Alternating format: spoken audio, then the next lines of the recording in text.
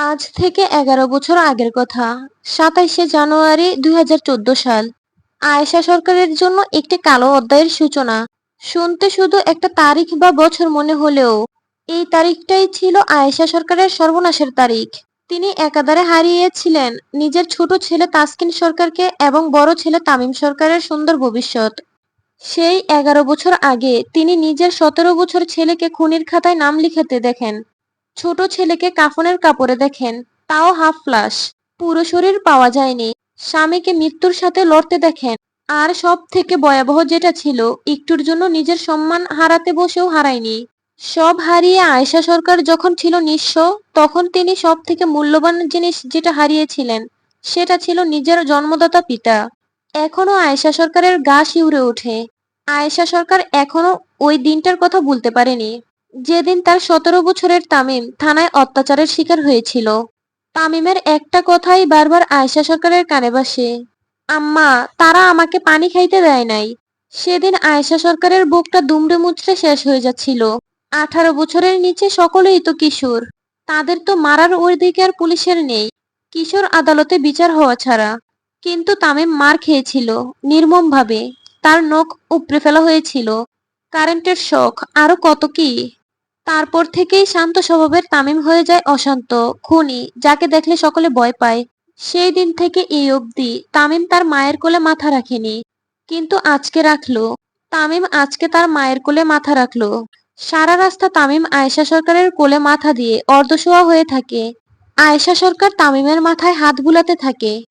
আয়েশা সরকারের চোখ দিয়ে টলমলিয়ে পানি পড়তে থাকে, এক ফোঁটা তামিমের কপালেও।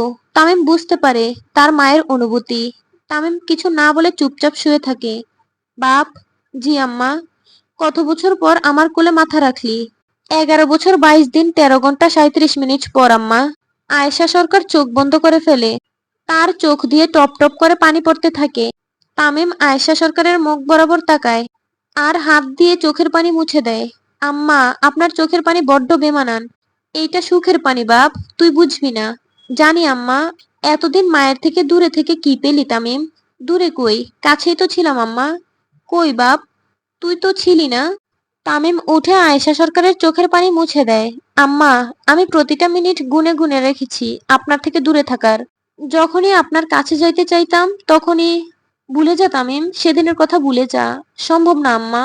আয়েশা সরকার ছল ছল নয়নে তার ছেলের দিকে তাকিয়ে থাকে।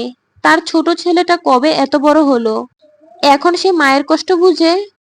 তামিম তানভীর সরকারের সাথে যতটা মিশে থাকতো, ঠিক ততটাই দূরে থাকতো আয়েশা সরকারের থেকে। খুব বেশি একটা মিলমিশ ছিল না তাদের। আয়েশা সরকার ছেলে বলতে ছিলেন অজ্ঞান। সব সময় ছেলের আশেপাশে থাকলেও কোথাও না কোথাও খালি লাগতো তার। তার কোল ফাঁকা লাগতো সব সময়। কিন্তু আজকে সুভার জন্য তার ছেলে আবারও তার কোলে মাথা রাখলো। তুই ঠিক আছিস বাপ? তামিম একটা দীর্ঘ নিঃশ্বাস ফেলে গ্লাসের দিকে তাকায়। ভালোবাসা হচ্ছে ক্যান্সারের মতো আম্মা। আমি ছাড়তে চাইলেও সে আমারে ছাড়বো না। আয়েশা সরকার বুঝতে পারে ছেলের মনের কথা।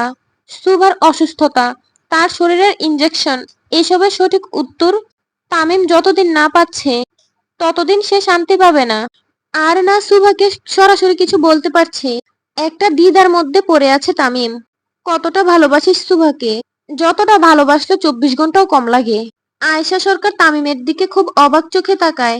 এটা কি সেই তামিম, যে কথায় কথায় গলা কাটতে বের হতো? যার রাগ ছিল চূড়ার মতো উঁচু, না ছিল আবেগ আর না ছিল কোনো ভালোবাসা। সেই তামিম সরকারও আজকে একটা মেয়ের জন্য এত উন্মাদ হয়ে গেল। আয়েশা সরকার চোখ বন্ধ করে আল্লাহকে লাখ লাখ শুক্রিয়া জানায়। অবশেষে তার ছেলে মানুষের কাতারে নাম লিখালো। সেও আবেগী হলো। তামিম, যদি কখনো শুনিস সুভার সাথে খারাপ কিছু হয়েছে, তুই কি ওকে ছেড়ে দিবি? তামিম তার মায়ের দিকে তাকায় একজন নিঃস্ব মানুষের মতো। তামিম সরকার বউ ছাড়ার লোক না আম্মা। আয়েশা তামিমের হাত শক্ত করে ধরে চোখ দিয়ে আশ্বস্ত করে, তামিম একদম ঠিক পথে আছে। সুভা আমার কাছে ঠিক ততটাই পবিত্র যতটা বৃষ্টির পানি হয়। কারা আপনারা? এভাবে এগুচ্ছেন কেন? এক পা করে পিছিয়ে যেতে যেতে কথাগুলো বলতে থাকে সুভা। দেখুন প্লিজ, এগুবেন না প্লিজ। এ কি না প্লিজ, আপনি আমার হাত ধরেছেন কেন তামিম? খুব জোরে জোরে চেঁচাতে থাকে সুভা, কিন্তু তার ডাক শোনার মতো কেউ নেই আশেপাশে।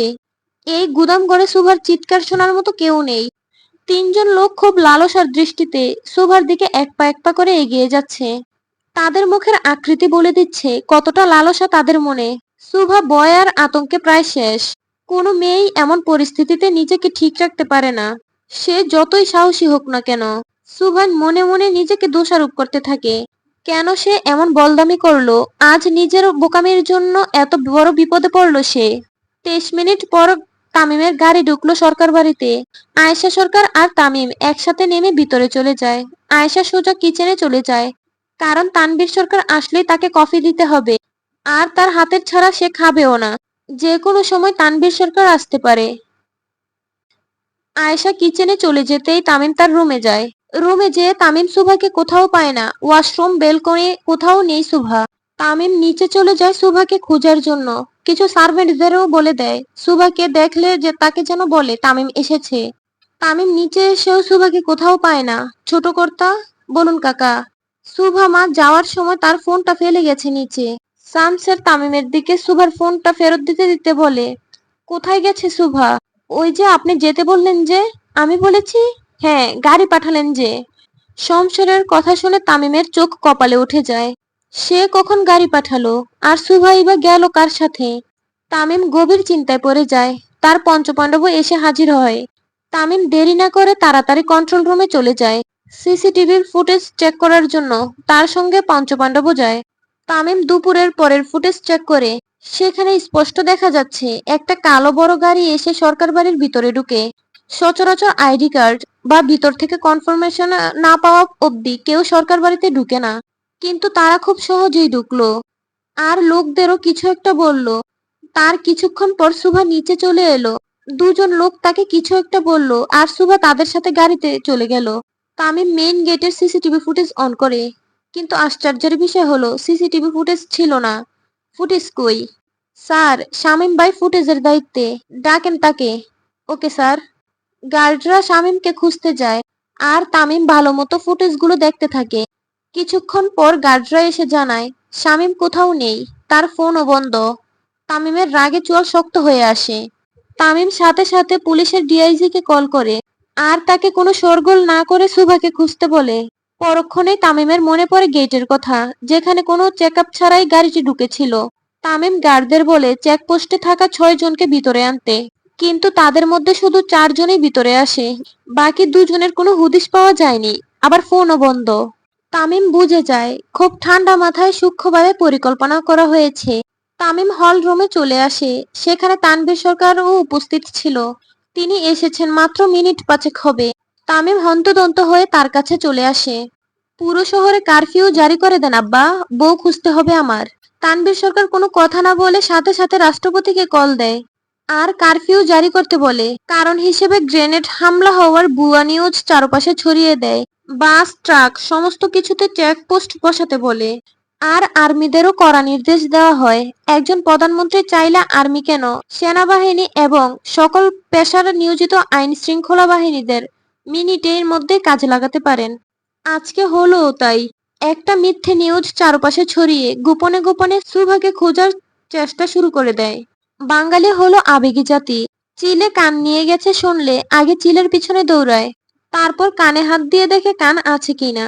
ঠিক তেমনি গ্রেনেড হামলার নিউজ ফেসবুকে এত পরিমাণে ছড়িয়ে যায় যে সকলের মনে ভয় বাসা বেঁধে যায়। কেউ তার অবস্থা থেকে নড়ে না। পুরো শহরে কারফিউ জারি করে তামিম সরকার তার বউকে খুঁজতে বের হয়। আজকে রক্তের বন্যা বয়ে চলবে আরশিনগরে।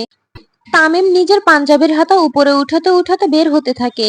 মাহির, চা পাতি দে।